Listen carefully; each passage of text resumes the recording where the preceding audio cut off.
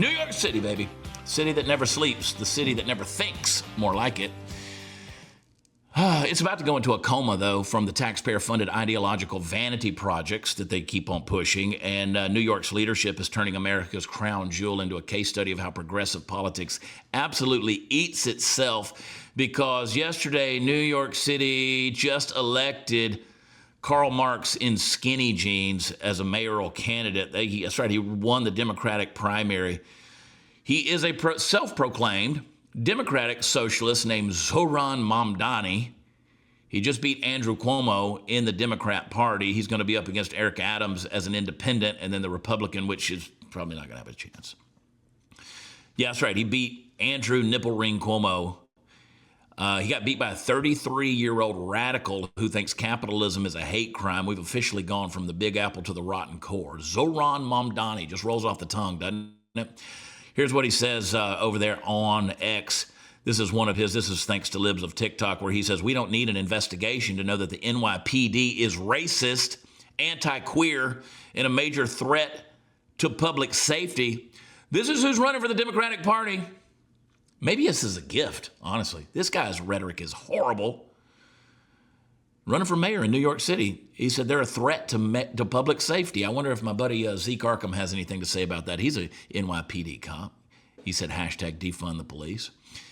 Here's you one. Defiant L said, New York City woman. New York City is not safe. It's not safe for women. I'm so sick and tired of having to look over my shoulder 24/7, not just at night, during the day, at all hours. I'm sick and tired of it. It's about to get worse. There's the words out of her own mouth. Play the clip. I don't even know what to say at this point.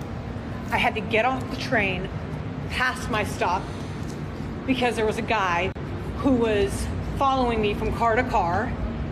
And when I tried to get off at my stop, which was pitch dark, he held it open to see if I was going to get off. So I had to get off the stop after. And then when I got off the stop after, I hopped on the next train that was going the other direction. And I got on an express train. And now I'm back on the other side of the tracks. Hold on. New York City is not safe. It's not safe for women, okay? I am so sick and tired of having to look over my shoulder 24/7, not just at night, during the day, at all hours. I'm sick and tired of it. Don't take the subway, folks. Not in New York City. Zohran Mamdani, this is another one of his posts right here. Queer liberation means defund the police. What? This guy, now the critics of this are calling this a political earthquake in New York City. He beat Andrew Cuomo 43% to 36%. I think you could check my numbers. That's a first round tally. The final results are pending. Of course, they're going to be, takes forever, you know. I mean, that's according to New York Post. Let me tell you what this signals. Let me just tell you what this signals, okay? These are radical economic fantasies. Let me just run through some facts with you, okay? I got some notes pulled up here. Here's his suite of demands, okay? Rent freezes, city-owned grocery stores, a $30 an hour minimum wage by 2030, universal child care, tax hikes on the wealthy. I mean, this is like a wish list from Bernie Sanders' fever dream, okay? This is a wet dream of AOC's. This is not a blueprint for fiscal sanity, okay? Millennial power play is what this is. This is idiocy. You know what? I think woke hit its peak in the millennials. I really don't think like Gen Z and the ones that came after that are as woke. I think these millennials are the effing problem. White liberal women are the problem. But when you're electing radical socialists who also identify as queer-loving Muslims, which all of that is an oxymoron to me. This guy's 33 years old, basically taking the torch from the old guard, Andrew Cuomo. He's the first Muslim, first Asian, first millennial, the most leftist figure to ever claim the Democratic nomination in the city's history. And let me tell you how they pulled it off. You had a lot of youth, first-time voters, ignorant people that came out of the brainwashed academia place we call colleges and universities. There were tons of first-time voters that turned out in this, which I'm telling you, America has become brain dead in regards to this. There were a lot of blue-collar blocks. There was a grassroots surge that left Cuomo's $25 million super PAC and traditional establishment networks in the dust. He was endorsed by Bernie Sanders. Blah. Alexandria Ocasio-Cortez, of course. Cortez. This is the answer to the left's, this is the left's answer to New York progressivism, is to take it even further left. This is the guy who was shouting down Tom Homan outside of the city hall or the courtroom there, who was literally unhinged, losing his freaking mind out there screaming, having to be pushed back. Zohran Mamdani. Now, he's the kind of guy who thinks Venezuela was just one good PowerPoint away from a utopia. I mean, think about this. I'm gonna just hammer this down. Government-run grocery stores. Where is this? Moscow? Where are we living? $30 an hour minimum wage by 2030. A rent freeze. Your taxpayer dollars, your dollars are funding every fantasy Karl Marx couldn't publish before he croaked in London. Folks, this isn't politics. It's economic fan fiction for people who think Che Guevara was a fashion icon. And here's the kicker. He's not just a fringe weirdo that's shouting into a college megaphone. He freaking won in New York City. This is the Democrat candidate. Play this clip, Mr. Producer. Play it. Turn the volume up. Let's hear Zohran. How many more New Yorkers are not charged? Do you believe in the First Amendment? Do you believe in the First Amendment, Tom Homan? How many more New Yorkers will the Democrat target? This is the guy who is the Democrat candidate for mayor in New York City. The only hope of beating him is ridiculously Eric Adams as an independent. New York City, the same place that 24 years ago was hit and the towers came down and we all came out against radical extremist Muslim terrorists. I don't care about your conspiracy theories. We can do all that. I got my own. But when you see those towers fall, New York immediately realized that they were under attack, and the people that at least were the face of the blame were radical terrorists, Islamic terrorists. 24 years later, the Democratic Party in New York City just elected this guy, Mamdani, a self-avowed Muslim, extremist, radical, defund the police, spend your taxpayer money, queer-loving, fill-in-the-blank, Democrat socialist. Play the clip. We have won because New Yorkers have stood up for a city they can afford. A city where they can do more than just struggle. And it's where the mayor will use their power to reject Donald Trump's fascism, to stop mass ICE agents from deporting our neighbors, and to govern our city as a model for the Democratic Party. You thought New York City was bad last year under Eric Adams, with all the illegals living in high-rise hotels while veterans slept on the street. I want to remind you guys with a sane, calm head here. This is the same place, New York City, that gave us Giuliani's grit, that gave us Donald Trump, honestly, and now is going to give us socialism on tap with a touch of Palestinian liberation poetry. This guy, I mean, I get, what is it about a guy who can get up there and speak well even though he's a radical? I mean, we got Barack Obama because of this. How are people this brainwashed? I mean, we all talk about AOC. Zohran Mamdani is like AOC 2.0, but with a beard, a bad attitude, and on steroids. He's backed by Bernie, AOC, every blue-haired activist whose parents still pay their rent. The media is going to call this a historic win. You know what else was historic? The fall of freaking Rome. Look that up, because this is what you're about to see. I mean, you go to Inverse Kramer, at Kramer Tracker, says people in New York started Googling what socialism was after the polls closed.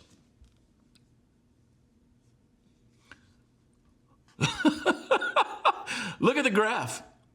Look at the graph. Look at the trend. Look at the tick upward. After the polls closed, they started looking up what socialism was. People want to know why I drop F-bombs occasionally on this program. This is why. Because there's no other word, in my opinion, that expresses the frustration of this idiocy. This dude isn't even hiding his agenda. At least Barack Obama kept a little bit in the shadows. He wants to turn New York into a socialist city-state with public banks, government-owned supermarkets, universal child care, an economy run like a group project where nobody gets fired. You think DEI and ESG has been bad in the past? Wait till you see the future of New York City. Look at my friend Jack Posobiec. Look at this chart right here. 1980 versus 2025. Look at this. This is insane, guys. It's a takeover. Let me put it this way. If Cuba and Portland had a baby and raised it on TikTok, the baby would be Zohran Mamdani. And why would you care? You say, I don't care about New York. Who cares what crazy New York does? Let me explain to you why it matters, folks. This wasn't a fluke. It was a warning shot. He didn't win with old Democrats. He won with first-time voters, immigrants, millennials, and Gen Z radicals who have been brainwashed into believing landlords are evil and borders are racist, that the police are big meanies out there. You had Cuomo, Andrew Cuomo, Nipple Ring Cuomo, who had $25 million in PAC money. Mamdani had hashtags and TikTok rants, and he still won. The revolution ain't coming, folks. It's already running for mayor. There's a collapse ahead, and it comes in a three-piece suit. And let's be honest, the only thing socialist policies create is shared misery, government grocery stores. Really, that's your idea? You asked the Soviet Union how that turned out. Spoiler alert, they weren't lining up for arugula. I've been there. I saw it. I was there the first time in '94, freshly after the fall of communism. I saw the lines waiting to get into the meat markets there in Moscow. You don't want government-run, government-funded grocery stores because when they're ready to starve you out, they've got the power to do that. They control the supply chain, folks. Shared misery. Holy sheesh. You saw that thing there, the Statue of Liberty in a burqa. You don't want her showing those ankles. She's got her feet out and all that kind of stuff. I mean, that's hard to believe right there. Defiant L said, we do not want to melt into American society and disappear. We want to go into American society with Islamic ideals and revamp their thinking. We want to turn them into Muslim individuals. This was 1990 on the part of the Muslim Brotherhood. Play this clip. Listen to it for yourself. American melting pot. We do not want to melt into American society and disappear. We want to go into American society with Islamic ideals and revamp their thinking. We want to revamp them. We want to turn them into Muslim individuals. We shouldn't have feelings of distaste for them or intolerance because they're potential Muslim. Education is one of the most important areas that Muslims have to address. And while our objective, our final objective, is not just to become part of the system that we experience now and that we see, our objective, our final objective, is to create our own Islamic systems, and not only create Islamic systems for Muslims, but to look at all the other people who are sharing this country with us as potential Muslims. And in that long-range process of making America Muslim, Making America Muslim. Where else to start that than New York City? A place that runs on capitalism, commerce, competition, Wall Street, real estate, tourism, entrepreneurial ventures, the backbone of the city's economy, the country's economy. And you're going to bring in a socialist framework backed by Muslim ideals, which doesn't make sense to me, but you're going to bring in the redistribution of wealth, heavy regulation, government control, increased taxation. You're going to threaten to choke off the very sectors that fund the city's massive budget. When you have a socialist government in a place like New York City, and you're going to really attack the rich while forgetting that in New York City, the rich pay for the subways that you can't go on anymore. They pay for the schools. They pay for the social services, and you're going to go out and attack them and destroy them. Listen, you remember during the pandemic, scamdemic, the wealth flight we saw? Do you know how fast that would accelerate under socialist policies in New York City? You would have a shell of a city that would be funded by declining revenue and rising debt, the likes of which we have never seen before. How does that affect the rest of us? It will trickle down to your city, I promise you. America's financial capital is New York. So now you're going to promote depolicing. You're going to reduce incarceration, put criminals on the street. You just thought crime was bad in New York. Now, leniency for the offenders. That's all that stuff is coming to New York City. All in the name of what? Equity. They'll put a big word beside it. This, folks, to me, I don't know. I've been telling you for 30 years this was coming. $30 an hour minimum wage hike. That sounds great to you punks that have never really had a job. It's not a raise, folks. That's a pink slip for small businesses. They're all going to go under. Rent freezes. Well, that's a great idea if you want landlords to quit maintaining your apartment, stop building housing, turn New York into Detroit with taller buildings. Here's the real agenda. It ain't about helping the poor. It's not about equity. It's about replacing freedom with dependency, because when the government owns your food, your housing, your health care, and your wallet, guess what else they own? You. This is the playbook, folks. We've been saying it for years. And now we're watching it turn into a reality. And don't forget, this guy's got a record of pro-Palestinian, anti-Israel rhetoric that even some liberals are calling extreme. I don't care what your position on Israel is. That's not where you get the mayor of New York. You think he's just a progressive dreamboat. No, he's rowing the ship toward the iceberg of civilizational collapse.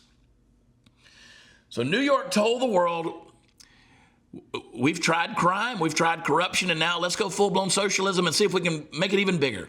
Exponentially. I mean, what could go wrong? Here's a tip. And I'll move on to something else. If you see anybody in the next couple of years, if this guy becomes the mayor of New York, if you see somebody moving from New York to Texas, when that happens, I want you to ask them, if they're looking for property, if you're a real estate agent in Texas, and they coming from New York, ask them, say, did you vote for Mamdani? If they say they did, you hand them a damn road atlas and a map that's highlighted with the roads that lead to California. Send their asses there. We don't want them in Texas. Because in the great American experiment, we don't need socialist science projects. We don't need that stuff going on. We need leaders that love liberty, defend the Constitution, and believe you can build your own prosperity by burning the system down. And Zohran Mamdani didn't win because he's a visionary. He won because too many Americans are stupid and asleep at the wheel, and it's time for people to wake up. Are you going to get steamrolled by a woke utopia in a hijab? This ain't your grandmama's New York anymore. Can't take the subway. It ain't even your crazy uncle's. There's a liberal's New York. This is Gotham gone gulag. And if you think it's going to stop right there, you better think again.